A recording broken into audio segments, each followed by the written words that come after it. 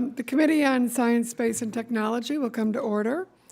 Without objection, the chair is authorized to declare recesses of the committee at any time. Good morning and welcome to today's hearing entitled Academic Research Regulatory Relief, a Review of New Recommendations. I now recognize myself for 5 minutes for an opening statement. How can we cut the red tape to optimize our nation's investment in scientific research? That is the question we aim to answer in today's hearing. Since becoming chair of the Subcommittee on Research and Technology, I have heard concern from many scientists and university leaders that too much time and money is being spent complying with federal rules, regulations, and other administrative work, thereby taking away from vital research and education. Surveys have shown that, on average, researchers spend 42% of their time meeting administrative requirements. Last year, I introduced the Research and Development Efficiency Act, a bill to establish a working group under the National Science and Technology Council to review federal regulations and make recommendations on how to streamline and minimize the regulatory burden on research institutions. That bill overwhelmingly passed this committee on a bipartisan basis, and then in the House in May of last year. Guess we're still awaiting the Senate, as always. Since that time, work has continued by the National Academy of Sciences and the Government Accountability Office to study and report on solutions for fixing the patchwork of rules and regulations that govern federally funded research. In June, the National Academy of Sciences issued its final report, quote, Optimizing the Nation's Investment in Academic Research, a New Regulatory Framework for the 21st Century. The report includes 4 major findings and dozens of recommendations for updating and reforming regulations. We are grateful to have Dr. Larry Faulkner here, the chair of the committee that authored the report, who will testify on those recommendations. Also in June, the Government Accountability Office released a report called Federal Research Grants, Opportunities Remain for Agencies to Streamline Administrative Requirements. That report makes 3 major recommendations, which we'll hear more about from Dr. Neumann, who led the study team. We are also fortunate to have 2 university leaders with us today to talk about the impacts of regulations on their institutions and share their expertise. I'm pleased to have Dr. Cabrera here, president of George Mason University, which serves serves the whole country, but I'm very proud to work with you in our region, and leads not only one of the fastest growing research institutions in the country, but one that happens to be partially in my district and my daughter's alma mater with her graduate degree also. And actually I'm leaving after the hearing today. I'm going to a Women in Virginia Bioscience that also has our George Mason folks there. So thank you for your leadership, Dr. Cabrera. I look forward to hearing from all of our witnesses about what actions Congress and agencies can take to provide regulatory relief to the research community, ensuring that more of our federal research dollars are spent on scientific breakthroughs and developing a STEM-trained workforce. Okay. I now recognize the ranking member, the gentleman from Illinois, Mr. Lipinski, for his opening statement. Thank you, Chairwoman Comstock, for holding this hearing, and thank Chairman Comstock and Chairman Smith for being here this morning, and all the witnesses for being here. As you all know, we finished up our work for a few weeks last night, so I'm glad that we're able to still hold this hearing. Efforts to streamline and reduce the burden of administrative requirements placed on academic researchers, while also maintaining a strong system of accountability and scientific integrity, are not new. The Federal Demonstration Partnership, FDP, began 30 years ago, and the Council on Governmental Relations, which represents and supports universities in complying with federal regulations, dates back to the post-World War II era.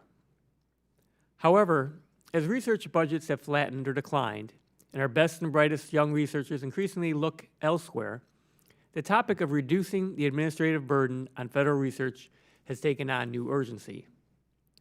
The FDP reported that academic researchers spend 42% of their time on activities other than academic research, including administrative burden. That number has since been challenged, but I think we all agree with the basic premise of this hearing and all of the related reports. Too much valuable time of our researchers is wasted on excessive compliance with excessive regulations. Issues like subrecipient monitoring, micro-purchase threshold, biosketches, open access policies, and time and effort reporting add up to a lot of time for researchers. I understand this from my own experiences as a college professor, through discussions with former colleagues, and from talking to researchers and research university administrators as I have served as chair and then ranking member of the subcommittee for the past 8 years.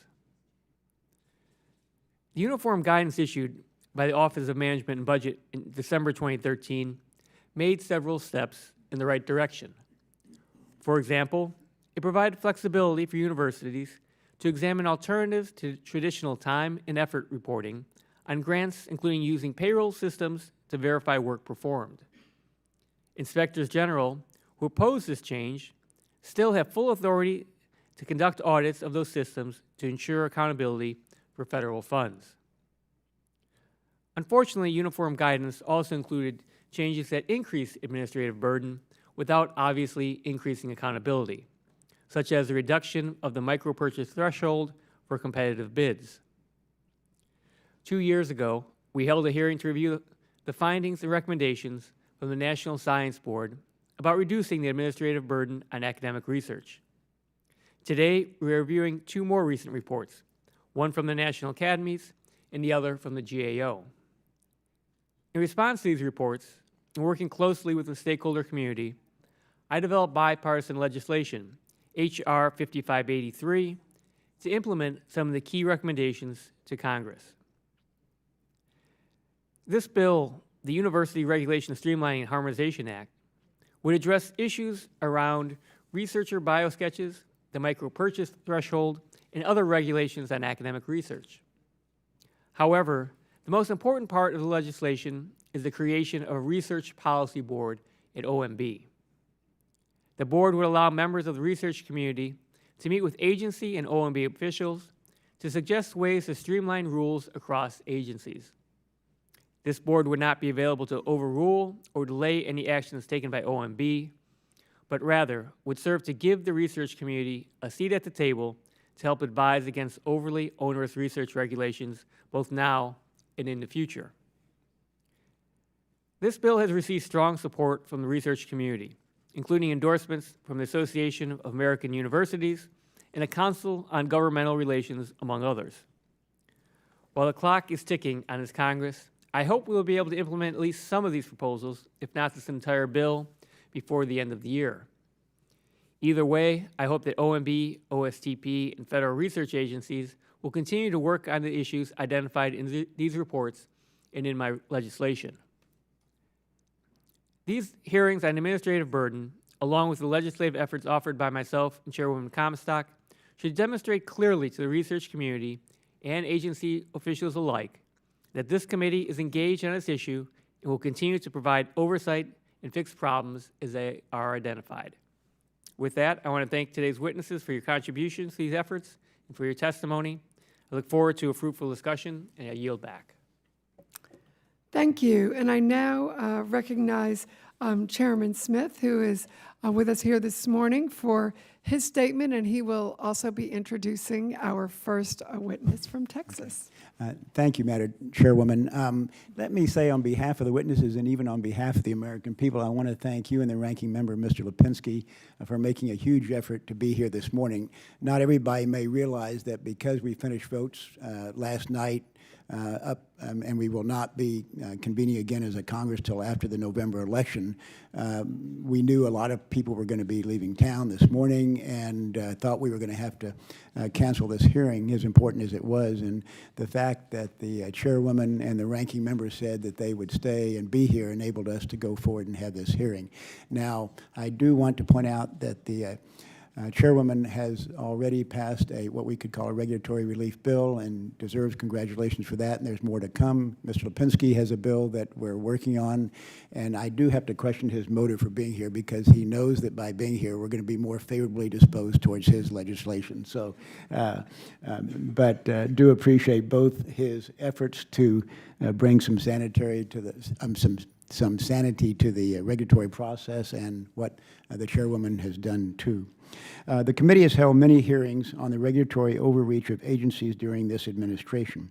Americans, from small business owners to scientists in the lab, want to be free from overly burdensome regulations, not tied up in more red tape. For several years, the research community has expressed concern that time spent on administrative and reporting requirements for federal research seriously cuts into lab time. This negatively affects the science conducted under those grants. The federal government spends about $30 billion a year on research and development at our nation's colleges and universities. Over time, a patchwork of federal laws, regulations, rules, policies, and reporting requirements have developed to manage this research.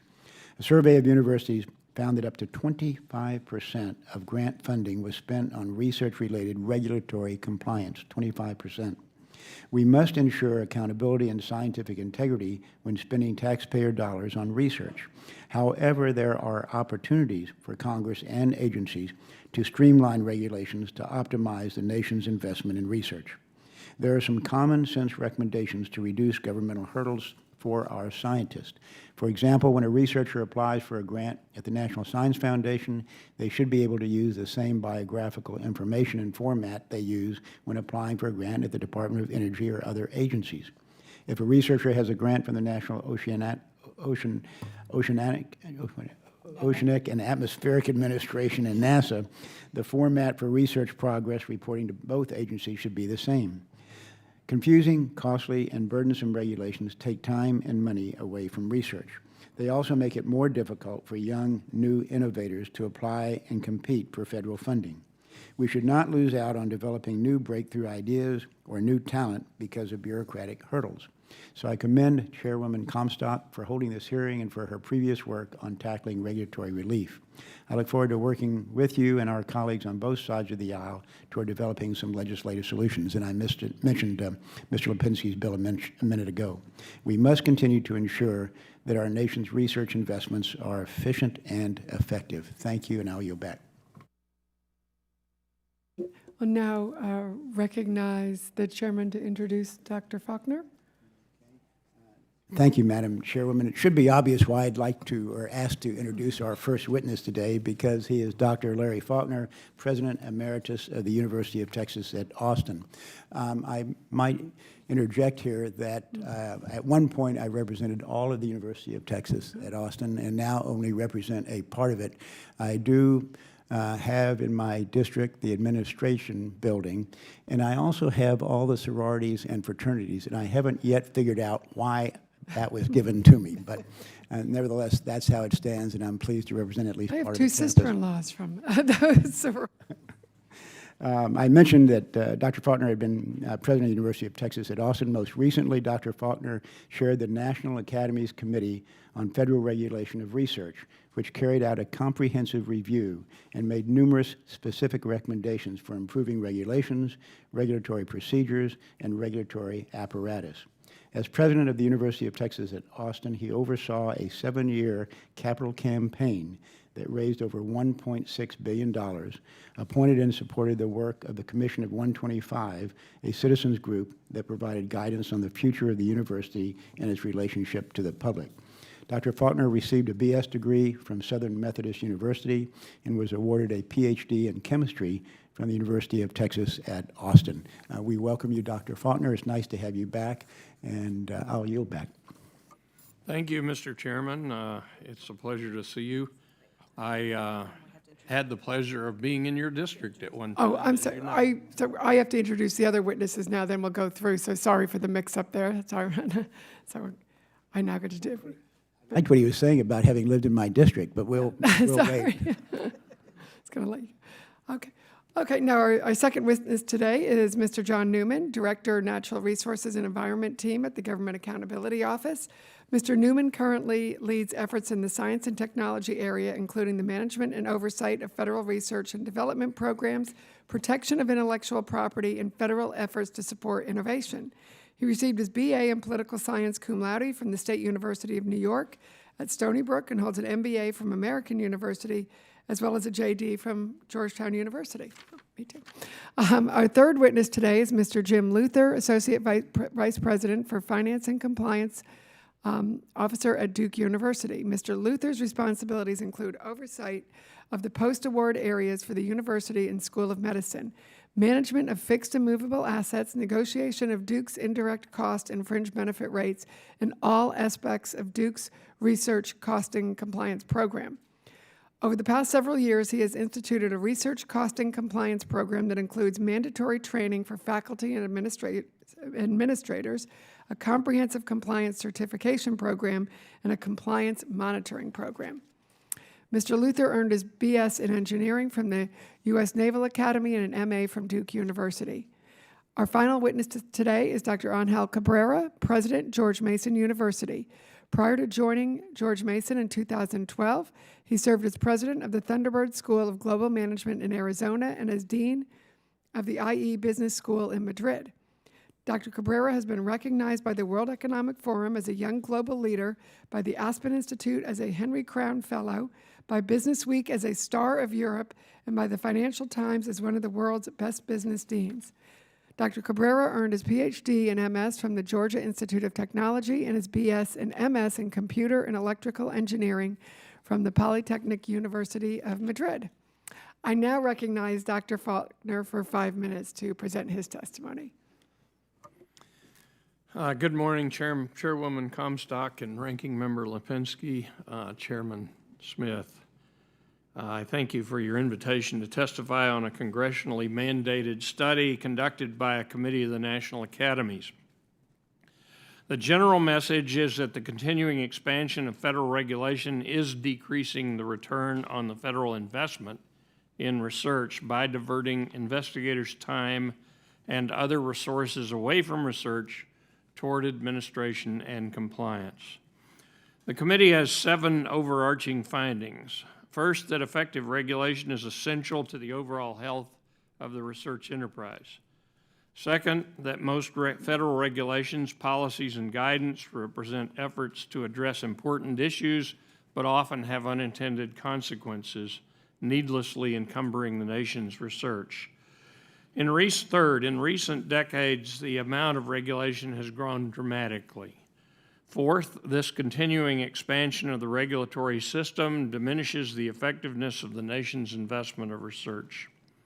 Fifth, universities receive research funding from multiple agencies, but approaches to similar tasks and goals, such as the submission of grant proposals, are not harmonized across agencies. Sixth, that regulations sometimes have resulted when universities did not respond appropriately to investigators' transgressions.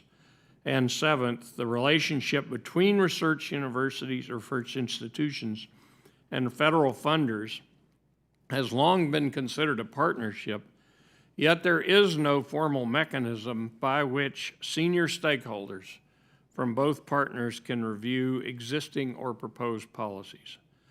Based on these findings, the committee offered 4 overarching recommendations.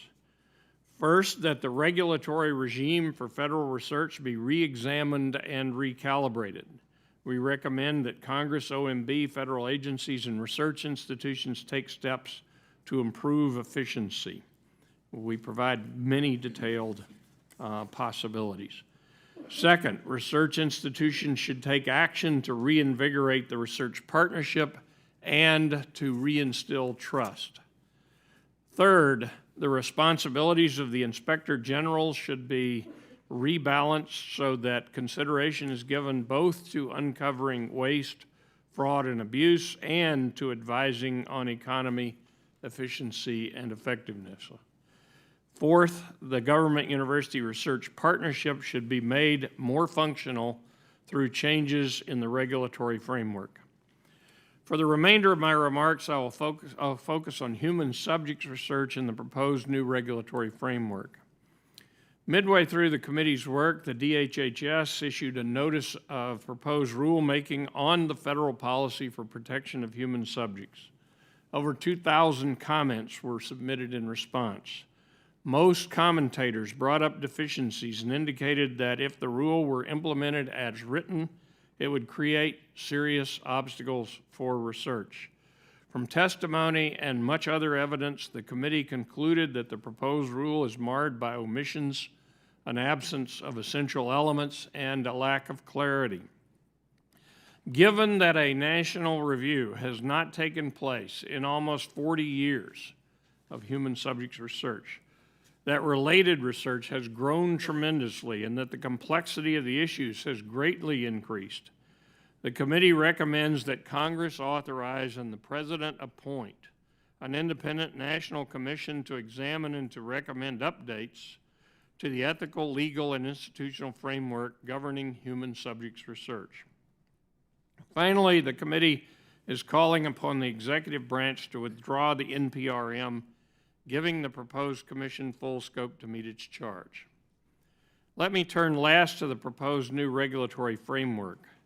The goal is to provide a mechanism that can forestall duplicative and incongruous regulations, streamline and harmonize existing regulations, and provide a means to eliminate ineffective regulations. We believe that the only clear path to strengthening the U.S. research enterprise and preparing it for continued leadership is through the establishment of a new research policy board, which would act as the primary analytical, anticipatory, and coordinating forum on regulatory policy, bringing together high-level stakeholders from the research community and from federal funding agencies. We further recommend that a new position, an associate director for the academic research enterprise, be established in the White House OSTP. This officer would perform an essential role by focusing on the operational health of the research partnership. For nearly 70 years, that partnership has yielded tremendous benefits for the American people, improving their economic well-being, health, and security. It behooves all of us to take steps to ensure that it continues to flourish. Thank you for this opportunity. Thank you, Mr. Neumann. Chairwoman Comstock, Ranking Member Lipinski, and Chairman Smith, I appreciate the opportunity to be here today to discuss the findings from our recent report on administrative requirements on federal research grants to universities. As you know, the federal government provides billions of dollars each year to colleges and universities for research, over $27 billion in fiscal year 2015 alone. To oversee the use of these funds, Congress and federal agencies have established a variety of administrative requirements. However, the research community has raised concerns about the administrative workload and costs for researchers and universities to comply with these requirements. Today, I would like to briefly highlight the three key findings from our report. First, we looked at selected administrative requirements to understand why they were put in place and found that they fell into two general buckets: OMB's Uniform Guidance for Grants and agency-specific guidance. OMB's guidance generally focuses on protecting against fraud, waste, and abuse of funds. For example, it requires competition and documentation of purchases made with grant funds. Agency-specific guidance generally focuses on the quality and effectiveness of research.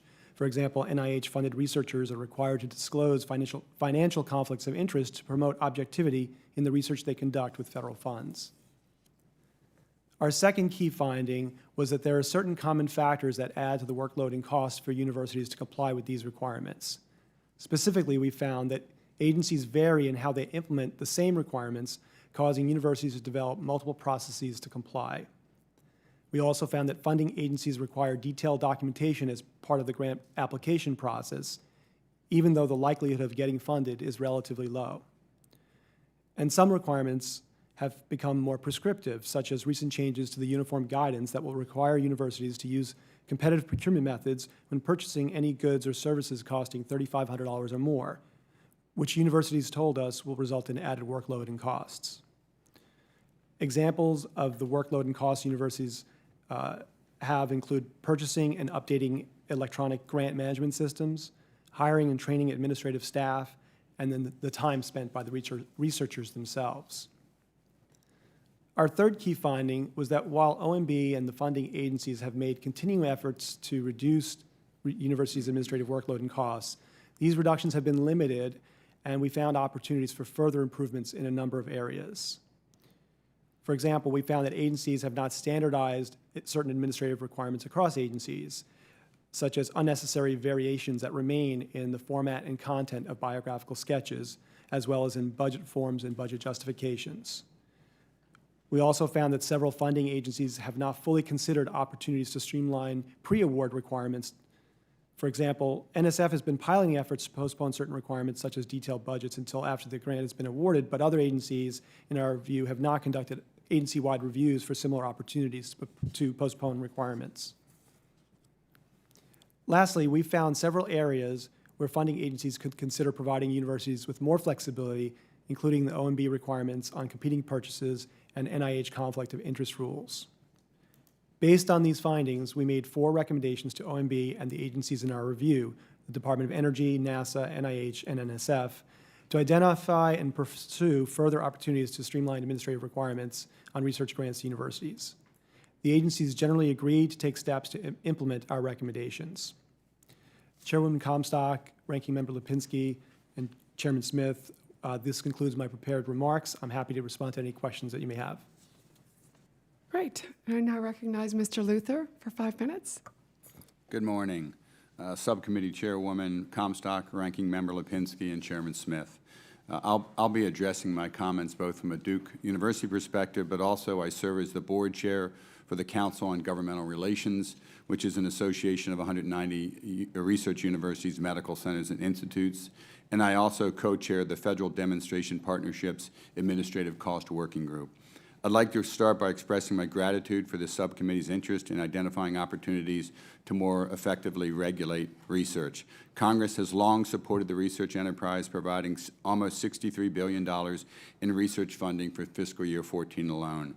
Congress has also expressed concern about the amount of time and funding spent on administrative processes required for federally funded research. The reports discussed today join several previous reports on this topic.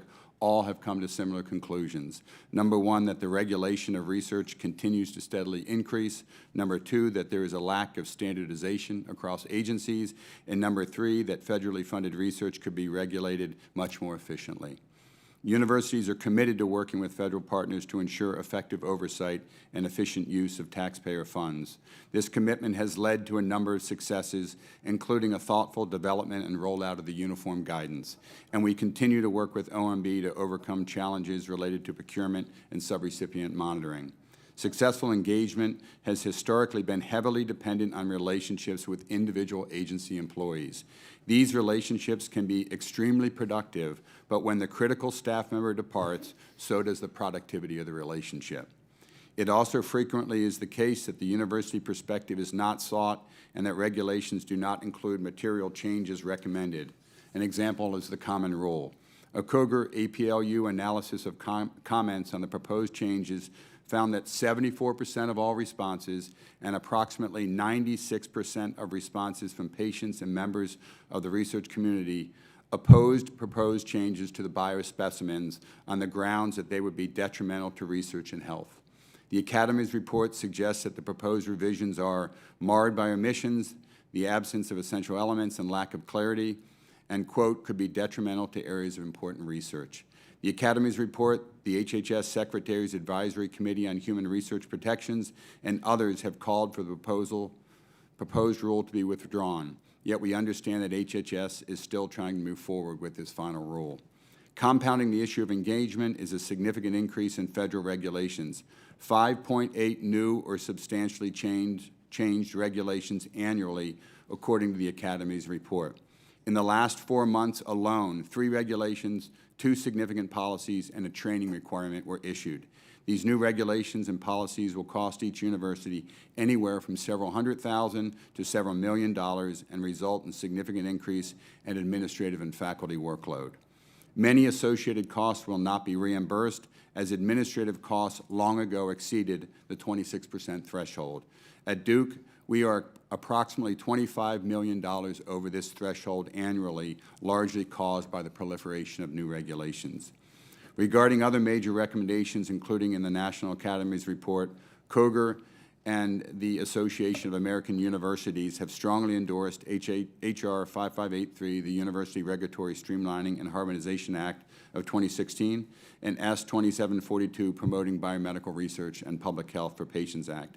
Both would create the Research Policy Board, that is the centerpiece of the Academy's recommendation, and the former, the appointment of an administrator for the academic research enterprise for unified oversight.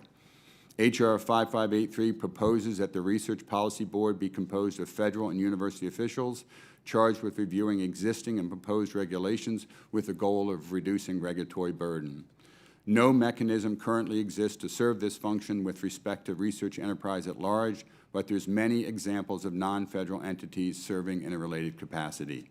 Critical discussions with the research community coupled with congressional and GAO oversight would support mutual accountability and increase the likelihood of achieving thoughtful and effective policy outcomes. This partnership is critical because universities' share of funding for research now constitutes almost 24% of total academic R&D. In summary, Koger and universities like Duke support the findings and recommendations of the Academies and GAO reports and the legislation that would implement them. We can't rely on a handful of strategic relationships to safeguard and ensure the effectiveness of the nation's $63 billion investment in research. And as stated so appropriately in the Research and Development Efficiency Act, administrative burden is, quote, eroding funds available to carry out basic scientific research. With your support, we can achieve thoughtful, effective regulations that protect the taxpayers' dollars and maximize results. Thank you for your time and interest, and I look forward to answering any questions you may have. Thank you. And now recognize Dr. Cabrera for 5 minutes. Thank you so much, Chairwoman Comstock and Ranking Member Lipinski. Thank you, Chairman Smith, for delaying that departure and holding this very important hearing.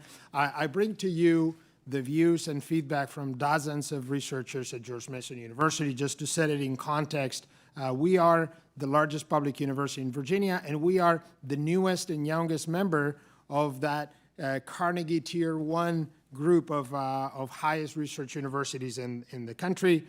We conduct research in areas from cybersecurity and computational sciences to proteomics, economics, criminology, psychology, many other areas. And we, like all of our peers in the group of research universities, are a great example of how that research translates not only into new cures and solutions, but also into new organizations and enterprises that are driving innovation in our region, in our nation. Now, Chairwoman Comstock, you and some of your staff have toured our Institute of Biomedical Innovation, and we really appreciate that visit. You were able to talk with some of those conducting the research and see firsthand how research advances education, leads to jobs, and to improve lives. And you saw a glimpse of that wonderful research that happens in our institution and in many others. I would be remiss, Mr. Lipinski, if I did not extend the opportunity for you and your staff to visit us at your convenience and to show you what we do. Now, it doesn't escape you that to do our work as a public university, we rely on state investments and appropriations. We rely on also on private contributions and research grants, and very importantly, well, we depend on student tuition. And as the investment from state has declined, the pressure on student tuition is creating real issues of access. The issues of regulatory efficiency and the cost that they generate at the end of the day impact students and impact all the social issues around access to higher education. Now, let me provide some specifics on the areas that the GAO report highlighted. Many of our researchers do receive awards from more than one agency. This means that they have to spend an inordinate amount of time identifying and responding to different requirements regarding proposal submissions, conflict of interest purchasing, subrecipient monitoring, reporting, and closeout. This problem is compounded by the fact that the success rate of awards in many agencies is getting lower, while the time and cost of applying is getting higher. This paradox is discouraging faculty, many of whom balance teaching, mentoring, and research loads from pursuing more research opportunities. In terms of export controls, the Academies report correctly points out that universities, including Mason, continue to be concerned about efforts by the State Department to modify the definition of fundamental research in ITAR. If the result is a restricted definition of fundamental research, and that may cause real problems in terms of driving innovation and bringing about the resources from around the world that sometimes are necessary to drive that innovation. We have a great example of innovation in regulation with the effort reporting. In 2011, Mason was the first of 4 pilot schools to participate in a payroll certification pilot. under the auspices of the Federal Demonstration Partnership. And effort reporting is often cited as one of the most burdensome administrative requirements for researchers. Effort incurred across multiple activities is difficult to measure and track, and administration is very inefficient and costly. With payroll certification, we aim to improve the efficiency and at the same time not diminish the accountability. The result of that pilot at Mason was a reduction in 85% in the reports produced without any negative and adverse impact in the supervision, in accountability. That's a great example of how we can have smarter processes that really reduce the cost. Finally, the Academies report calls for Congress to create a research policy board, and there are many other recommendations that we endorse and support. To some extent, Madam Chair, your bill 1119, which passed the House, and your bill, Ranking Member Lipinski, implement what the National Academies is recommending. And we are grateful to both of you. Your bills will allow for broader discussion of that monster that lurks behind every rule, the law of unintended consequences. By providing a pause button or the ability to raise a red flag, a means for redress and revisiting existing rules, you have done a tremendous service to the research enterprise and the nation's future innovation. Thank you so much. Thank you. And I now recognize myself for 5 minutes for questions. First, thank all of the witnesses, and again, we appreciate you being here today, despite it being a quieter day, and this is an important topic, and we appreciate all that you've been doing on there. And I did want to actually also echo the invitation to come down to visit George Mason if you'd like, because and in particular, I really appreciate all the women that you have working on the important research, and they've spoken to my Young Women's Leadership Program, and you have some really exciting cancer research going on there, as well as Lyme disease, so I particularly appreciate that. Although I had a lot of fun at the video games place too at George Mason, so that was pretty, which actually leads into some of these areas too, surprisingly. So when your kids are out there playing video games, you never know where it can lead to, because there's some pretty exciting things going on at George Mason. So I always do remind everyone who gets upset about their kids playing video games, you've got exciting scientific research that then goes into medical areas and lots of other things. But I digress. So as you mentioned, Dr. Cabrera, George Mason University recently rose in the ranks to be among the highest research institutions in the country with the Carnegie Classification of Institutions of Higher Education, an elite group of the top 115 research universities in the country. And congratulations on that. I think it's exciting how things are changing. I think we really see that kind of growth in so many of these areas, so we're happy that you're a part of it. Does the regulatory burden and barriers for applying for and managing federal grants make it more difficult for a smaller or less resource-rich university to become competitive? And if we really want to create this competitive ecosystem that is going to be able to do the cutting-edge research that we want, how is this regulatory burden impacting that? Thank you, Chairwoman Comstock. And yes, indeed, it makes it very difficult. In fact, if you look at that cluster of 100 and 115 universities in that Tier 1 Carnegie classification, you won't see much change from time to time. It is a pretty big barrier of entry for universities that are growing like ours, that are really building a research infrastructure. Our estimate is that we spend about $16 million annually to provide administrative support to our PIs to help comply with research regulations. Our estimate is that we don't recover about $2 million of that, which, by the way, if you compare the size of our research enterprise with Duke's, I think our ratios are quite similar, and which actually seems to highlight that there doesn't seem to be much economies of scale. Even as your research enterprise grows, it looks like the burden continues to grow proportionally. So I think it does create a big barrier, not just for a big cost, not just for existing large research enterprises, but for emerging ones like George Mason, indeed. Could you all estimate, maybe in your individual institutions, so you have $60 million for the cost, if it were streamlined like the pilot that you did, what kind of savings do you estimate you would see? And then, of course, how would that be plowed back into the research and then in the others too, if you might address that? Well, in the pilot that we conducted is in a, you can consider that it's in a relatively smaller side of the many aspects of regulation that we deal with, but our estimates is that might reduce, just by that simple change, we may be saving north of $50,000 a year. So what this indicates is not just the amount of this, if you multiply that by, if you expand that kind of thinking to all the areas of regulation, those numbers very quickly add up. And Mr. Luther? Yes, I think what I'd add to that is the amount that departments and administrations support the research mission at Duke is significant and growing, probably $150 million, about $25 million of that we don't recover. It's over the administrative cap. I think the other key issue, though, is the avoided costs, right? As new policy comes down the pike, do we have to add additional staff? Do we have to add additional administration and technology and business processes? Because for every one of these regulations, we have to figure out how to support it centrally, how we have to roll it out to the departments, how we train this, and then ultimately, can we do this in a way that doesn't further contribute to that 42% of the funded faculty members' time? Right? That's what this is all about from any university's perspective, is how we do it in an efficient way so as not to distract the faculty member from doing the research. Exactly. Thank you.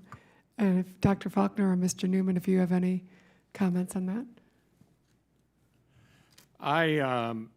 I'm not currently president of the University of Texas, so I don't have good immediate numbers for you. But let me just make the point that actually was introduced by Mr. Luther, that I think we would save money if we improved the regulatory environment, but we would also save the invaluable time of faculty members and research investigators generally, not just faculty members. But that intellectual power, the power to carry forward research, can't be replaced. That's the indispensable asset. And in order to maintain the capacity of American research, we need to get as much of that brain power as possible dedicated On to task. Yeah. But on the resource side, the dollars that institutions are putting into the support of compliance and administrative activity is quite significant, and it has to come from somewhere. So it competes with everything else that the institution is doing, including its ability to support students, including its ability to deliver quality undergraduate programs, including its ability to deliver quality graduate programs. Thank you. The only thing I'll add is that we didn't focus specifically on the costs of some of these administrative requirements, but rather looked a little more deeply at the types of things universities had to do to address them, and certainly where they found things like the payroll certification pilot where they could reduce those burdens. As Dr. Cabrera pointed out, they had significant savings in administrative time, the researchers' time. So that's the, so we tried to provide some examples of the things that universities are doing to comply with these requirements to get a sense of what's behind these numbers that we've been hearing about. Great. Okay, now I've gone over my time, so I'll now yield to Mr. Lipinski. Thank you, Chairwoman Comstock. I'm intrigued now by the video games at George Mason and what the connection is here. Game so, Institute. Game Institute. Okay, I'll have to come out and visit. I want to say that obviously the purpose of regulations is to make sure that there's accountability. We try to rid any kind of waste or fraud, but I think it's very important, as Dr. Faulkner had talked about in a statement. I just want to again read this from the National Academies report here. I think is very important to make sure we focus on continuing expansion of the federal regulatory system and its ever-growing requirements are diminishing the effectiveness of the nation's research investment. As I said in my opening statement, we are unfortunately seeing the flattening out and sometimes diminishing of research dollars at the federal level, unfortunately. And we cannot afford to diminish those dollars further through regulation. I think it's important that everyone understands what this really means. And as Dr. Faulkner talked about, the wasted time of researchers, that it really is a great loss, not just to those individuals, but to our entire research enterprise in our country. And so I think it's very important that we make sure that people realize that. I wanted to have a couple of our witnesses expand on a couple of the points that they made. The Research Policy Board, I want to ask Mr. Luther first, what do you see as the value of the federal government? Can you just expand on the value of the federal government working closely with institutions in developing the regulations and requirements for research? Thank you.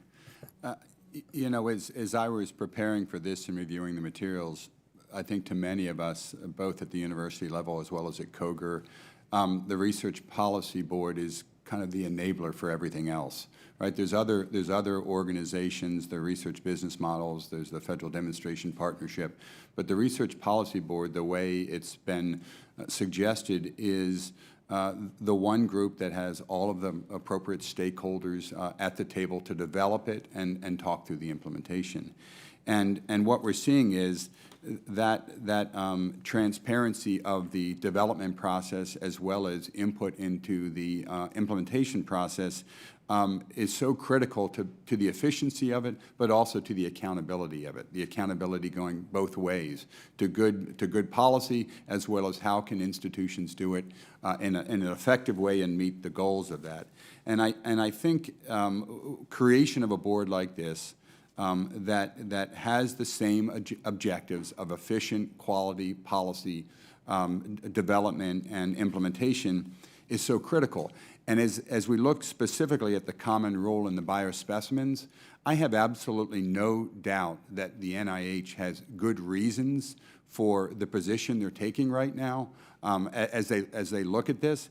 But again, in the APLU COGR review, there's 96% of the respondents, both at universities and research subjects, that basically are questioning this and questioning the impact this would have on research. And so again, I'm sure the NIH has good reason for the position they're taking, but again, if universities and other stakeholders were at the table to evaluate this and participate in it, it would be a much more transparent and accountable process. Thank you. Dr. Faulkner, do you have anything you want to add on that? Well, that was a beautiful speech that Mr. Luther just gave. Let me just add 2 points, though. One is I'd like to emphasize the word anticipatory, which is it's used in that report. And I believe I'm speaking accurately about the sentiments of the committee who wrote the report, that they believe that the ability to anticipate new issues and to be able to work those issues before they really have to reach regulatory implementation is the key to maintaining a sane and functional overall regulatory burden. And that's one of the things that we wanted to achieve with the RPB. I had a second point which has flown out of my mind, so I'll just turn my microphone off. It happens to me all the time. So, Dr. Cabrera, do you have anything to add? You don't have to. No, just to emphasize, and I think the way you articulated your question, I couldn't agree more with that preamble in the sense that I don't think none of the recommendations from these reports question the importance of good regulation, of good accountability. And no one is, I guess, advocating for weak accountability. On the contrary, I think the words that even both of your bills use like, harmonize, streamline, eliminate duplication, improving coordination. Those are the right directions to take in all these efforts, and that can only be done with these coordinating bodies like the ones that your bill endorses. Well, if I can take a little more time, I wanted to at least briefly touch on something else that Dr. Faulkner raised about the Inspector General's. This 1978 Inspector General Act says the purpose of the IG also is to promote economy, efficiency, and effectiveness in the administration of programs. And you touched upon that in your statement. Can you expand on that? And obviously, you don't think that, or it seems to me that you are saying that that's not always the understanding that the IG brings to part of what their jobs is. Well, I think that the committee fully recognizes the need for the inspectors general to focus on waste, fraud, and abuse. What we also recognize, however, is that the research enterprise in the United States, as it's implemented in the research partnership with academic institutions, already has a large volume of audit involved in it. Every institution is audited every year on its research activity. The history of Inspector General engagement with the research enterprise is not one that has yielded large trophies in terms of recovered funds. There are, of course, isolated cases where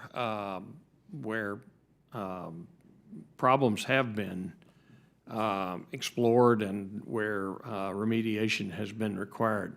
But that's not the ordinary story.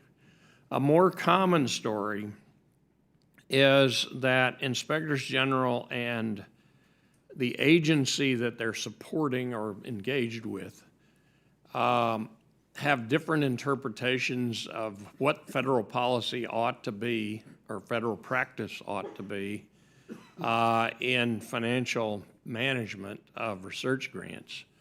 And the dispute, which is essentially between two federal actors, will get fought out on a battleground in an institution that then has to spend large amounts of money to go through the process of the audit that's being used to fight the battle. This, in our judgment, is not really constructive. The battle between federal players should be fought out here and not there. And we do recognize also that in the charter that you read, Representative Lipinski, there is a direct reference to giving the responsibility to the inspectors general for the improvement of efficiency and effectiveness. And we're simply asking for a rebalancing of the approach in this area where there's already so much audit activity to pay attention to that part of their mission. Does the 2-month summer salary issue at NSF fall into this? Well, that's been one of the areas where there's a dispute between the IG and the agency itself over what the policy should be. They have to settle what the policy is. Then we carry it out. Thank you very much, and thank the chairwoman for being here. I know you didn't have to be here this morning, so I appreciate it. Well, we appreciate the professor, too, being here and with his expertise. So let's see. I wanted to see if we could, maybe put maybe draw a picture for us. I'm thinking of when I visited George Mason, whether it's Dr. Lucchini, I guess was named one of the 40 most brilliant people in the world, right? working on Lyme disease research, I think some cancer research, because the nanotechnology is kind of coming together in some ways, or Dr. Petricoin, who is also with us on some of those visits. How is their day and time? Because when I think of having the asset of one of the 40 most brilliant people in the world working on these important diseases and chronic conditions that we want to cure and find, new information on, how is their day impacted? How is their work impacted because of these regulations? Maybe if you can give us a picture of what Dr. Lucchini or Dr. Petricoin have to do as a result of these regulations, and maybe kind of, that helps sort of give us the urgency of we want them on task. And having seen some of those brilliant things that they're working on, I really don't like the thought of them having to do much else besides put their brains to this good work. Sure. Dr. Lucchini, by the way, is one of those thousands of bright scientists from outside of the United States that every year choose to come and join our universities because this is where the tools and the environments that they think where they can have the biggest impact. And her recognition, indeed, was not just as a top scientist, but as a top young scientist. And this is very important because I believe when I talk to our faculty, it is young scientists that suffer the burden of these regulations more directly and more personally. I'm guessing that people like Dr. Petricoin and well-seasoned scientists have somehow developed their own survival routines on how to deal with all these things, and they figure out a way to deal with it. My concern is that the younger scientists may see this as yet another unsurmountable barrier to do what they want to do, which is to spend time in the lab to try to explore how to best test people for Lyme disease or how to come up with a new personalized treatment for cancer. So just like I mentioned earlier that I believe that this complex regulatory machinery creates a burden for young universities that are building the research infrastructure at a more micro level, it does the same for younger researchers. Yeah, no, that's great, and seeing how she inspires the students too, and to get to capture their imagination and stay and working in this. I think it's sort of maybe we need to bring the Uber economy to the scientific research, right? Get a little bit more flexibility. Let's see, we had some of the other things you. Okay. We wanted to cover some of the things that others who weren't here might have covered. Dr. Faulkner, the centerpiece of the Academies report is the creation of a self-funded research policy board to include members of both the research community and government agencies. Did the study committee have any concerns that it would be just another layer of bureaucracy? Because as we come in and look at these things, that's why I'm trying to figure out how do we, what is the ideal picture of a day in the life of these researchers and how we're going to provide accountability without interrupting the important work. So as we come up with these solutions, how can we make sure we're not adding more bureaucracy instead of peeling it back? Well, I think that's a good question, Madam Chairwoman. The goal certainly is not to add a layer. And I believe that with the design we've laid out, that would not happen. This is not an approval body. It's not, I think, in the line of what would be required to get things done, but it is meant to be a coordinating body and, as I emphasized earlier, an anticipatory body. One of the points that Representative Lipinski made earlier is that the regulatory, the volume of regulatory activity has grown over time and continues to grow. We can bet that it's going to continue to grow because as research goes on, it uncovers issues that require attention. We can all sit here today and recognize that in the years ahead, we're going to have more regulatory activity that addresses some of the genetic issues that are clearly in the field of view right now. Mm-hmm. So we know that as research goes on, new issues come into the picture. We need more coordination and some capacity for the whole community, the researcher side and the funder side, to get together and try to find ways to get to the optimal regulatory picture, which is going to take continuous editing as we have to bring in the capacity for additional things. And perhaps we can develop other devices that speed up or simplify or lower the cost of some of the things we're already doing. So I guess the answer I would give you is we desperately need the coordination, and the coordination is the key. The coordination and anticipation is the key to keeping this as sane as we can keep it going forward. You know, one of the things that I've heard from researchers as we talk about, particularly in the area of medical research and sort of the rapid pace that things are developing, you know, that the doctors, you know, if you're in any particular field, you can't possibly know everything that's going on that's out there. And, you know, we all get in our silos and all, and they talk a lot about, I mean, some of the researchers and technology people now, we've had, in my area, we see people who are very engaged in the technology community are merging into the medical area and wanting to, you know, use technology with medicine and find ways to get information out there. And they talk a lot about having more transparency, which is very different from how our medical research is done today. It's, you know, you're in a study, you don't know all the other things that are going on in the patients, and we don't have this transparent process. Is, you know, for good reason, you know, I know there are reasons why we don't, but I have seen people now in the medical area talk more about just getting more of this information out there, you know, just having it all out there for everyone to kind of come in and look at. And, you know, you kind of have that check and balance by having information out there instead of having to have all these boards, having, you know, all this regulatory process, that you really get it out there and you have the vast public being able to check it. You know, it's like a spell check system out there because everybody else gets to look at what you're doing and saying, hey, did you connect this with this? And, you know, you see, you know, you just have a lot more people in there helping you.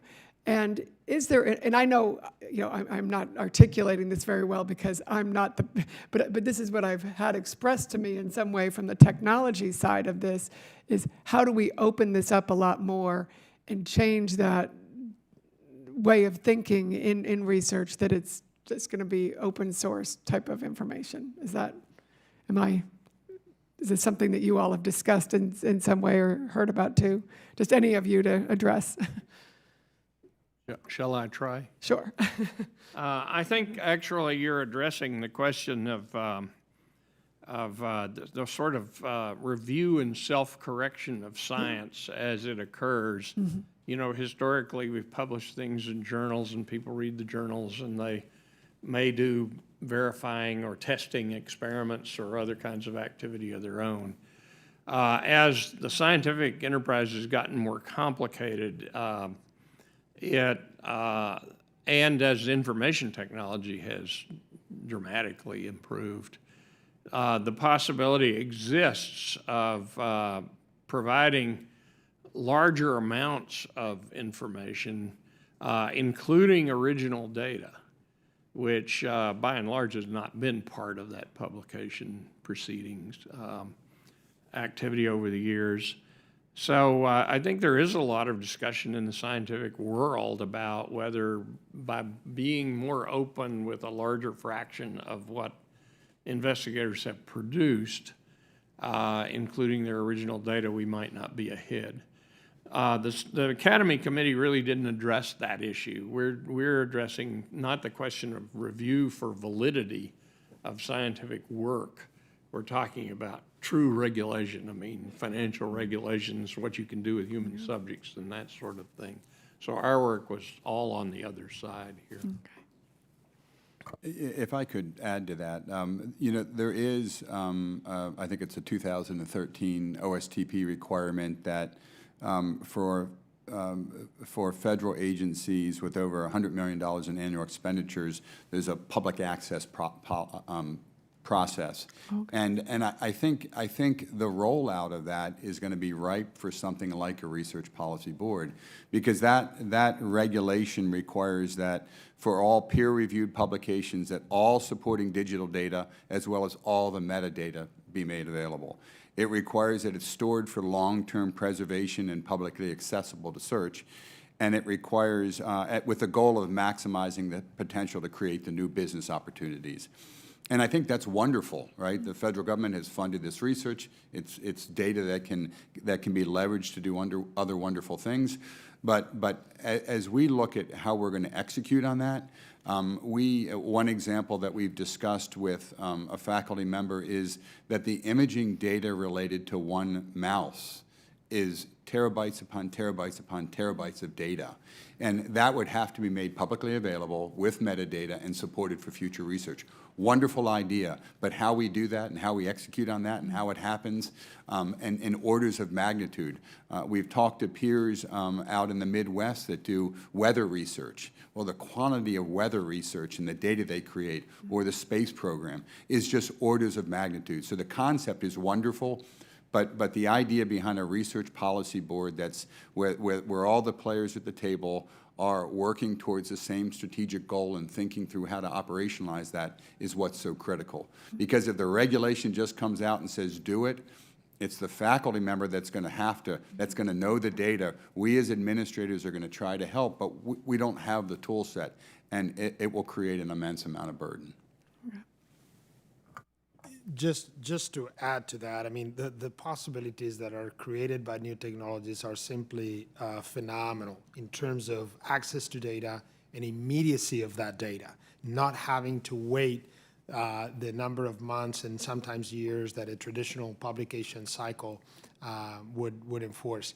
The key, and I think some of the biggest debates we're having in scientific communities, is how to balance that desire for immediacy and access with the power of the peer review process, which is really one of the central pillars of the scientific enterprise, and not lose that, because that's sort of one of the most important sort of research quality control processes that we've developed throughout the years. Oh, great. No, thank you. Thank you. And I will yield to Mr. Lipinski if you'd like to. I think we've covered many things there. I just want to see if there's anything.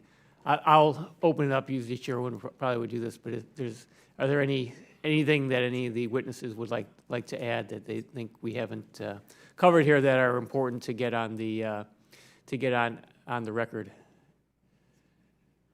Any additional, Dr. Cabrera? If any, the only thing, I think it's been said, but I just wanted to emphasize the tremendous amount of consensus and agreement that the NAS report has generated. So this is not just an isolated point of view. I think it really reflects the point of view of the research universities of this country. Thank you. Yeah, I was just going to add that I think just the GAO report set out to really look at the university community's concerns and in a sense validated those concerns. And if agencies take action based on our recommendations, we think they can continue to make some progress in this area, which we did identify a couple of areas that really do need further look at, in terms of streamlining, standardizing some of these requirements and delaying some and doing things that make more sense based on the risk, like the purchase requirements. So I think that will be really, really important. I'm glad that you're holding this hearing, and I think having this will ensure that the agencies will take action based on our recommendations. Thank you. Mr. Luther? Yes, thank you. I would just like to say I hope you sense the commitment from universities, certainly from our comments, as well as the communications that COGR and AAU and FDP and many of the other organizations have had. It's all about the commitment to support the research and make it better. And we do things internally. In fact, at Duke, we have, in essence, a kind of a research policy board internally that reviews policies. We have a group of senior leaders that meet every Tuesday morning and have met for about the last 10 years to look specifically at research issues. And it's a combination of financial, administration, and faculty leadership, and it's there to address those issues, to address the resource needs, and so forth. And then my final comment would be, as I mentioned in my opening statement, there are lots of examples of highly functioning relationships of where we've worked through things. The uniform guidance with NIH, we've had, and NIH, NSF, and DOD, we've had some really positive discussion about the closeout process and sub-accounting. But as I mentioned, much of that is very relationship-based. There's a handful of absolutely wonderful people that are just as committed, if not more than we are, to work through this. We would hope that that research policy board is structured that same way, to have the committed individuals that are accountable, that push the objectives of good, effective policy. I think we've done well with the subject today, so I won't add anything further. I completely agree. I thank the witnesses for your testimony. I think all of you did a very good job of explaining the real need for regulatory relief when it comes to academic research and the regulations. So thank you all for your testimony. Thank you. And I also thank the witnesses for their testimony, and for Mr. Lipinski for joining me here today and bringing his expertise to bear here. It is really exciting to hear from people on the front lines, and I invite you to continue the dialogue with us on how we can best help you best utilize the resources that we're providing and make sure we have the best policies in place for you to be able to do the good work that your researchers are doing. Because there's I think we are on the cusp of some really incredible research developments that are out there, and we want to make sure we are putting the best policies we can in place. So we have no pride of authorship on our end. We'd love to have you come and help us improve that. We're looking at Mr. Lipinski's bill too, so I think we want to make sure we have the best ideas in place. So we really, really appreciate your expertise and talent, and the importance of attracting that talent and making sure we have the best talent here working on task. So I thank you, and the record will remain open for 2 weeks for additional written comments and any written questions from members who are here or are not able to be here. So thank you again, and the hearing is adjourned.